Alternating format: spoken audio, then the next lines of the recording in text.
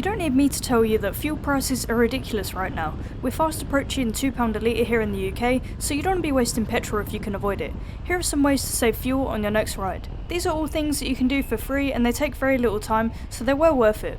The first is to inflate your tyres correctly. Rubber is porous, which means that air will leak out slowly over time. Checking your pressures every week or so and making sure they're correct will save you a lot of fuel. Riding with an underinflated or an overinflated tyre means that the bike has to work a bit harder and burn more fuel in the process. It makes a noticeable difference. Also, make sure that you adjust your pressures if you plan on carrying heavy luggage or a pillion. This usually means inflating the rear tyre a little bit more, and you'll be able to find all the numbers you need in your owner's manual. Once you're rid of the pillion, remember to put the pressures back down to their normal values. The second is to lighten your bike. It would be really stupid to go out and spend hundreds on carbon fibre parts just to save a few pounds on petrol, but you can lighten your bike by removing things that you aren't using. Most likely this is going to be luggage. If you have panniers and a top box attached to your bike, empty out things that you don't really need to be carrying. Like if you're going out on a fun ride but you still have all your work stuff on the bike. If you're not carrying anything in the luggage, remove them completely. Most luggage systems are going to have some kind of quick release, so you can remove things very easily. A few kilos here or there will make a big difference depending on how much stuff you're able to remove from the bike. Ride less aggressively. Things like pulling away from traffic lights super aggressively, slamming on your brakes, is going to use a lot of fuel.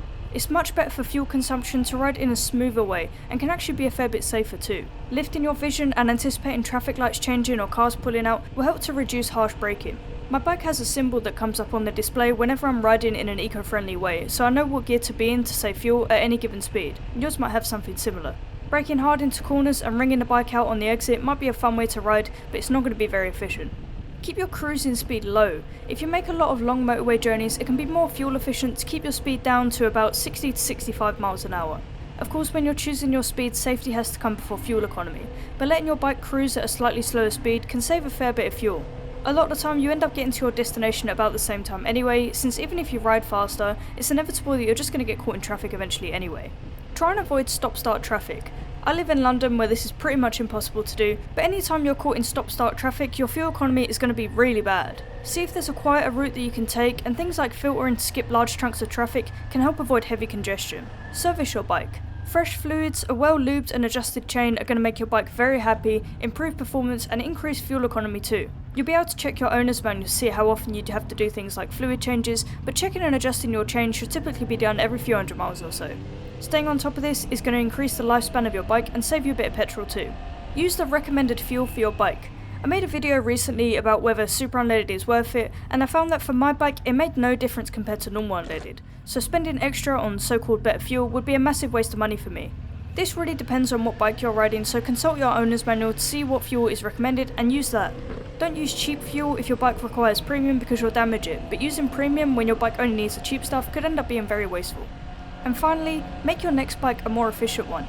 It's almost never worth it to replace your entire bike just to save some fuel, but when you're due a new bike, it's worth checking those fuel economy numbers if that's something that's really important to you. I only ride a little 400cc bike, but I already know that my next bike is going to be an even smaller Honda Grom or something similar. I miss being able to get 200 miles out of a £10 tank, and I can't wait to get back to that. Some bikes will just drink a lot of fuel, and that's their nature. In some cases, it might be worth having a second cheap commuter bike to run alongside your main bike, but it's just going to depend on how much you ride, how much a new bike is going to cost you, and how much, if anything, you'll actually save by running two bikes.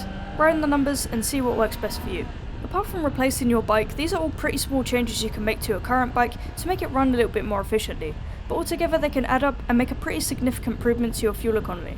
If you have any other tips, leave them down in the comments so we can all help each other out while the cost of fuel is going nuts. Safe riding, and I'll see you in the next one.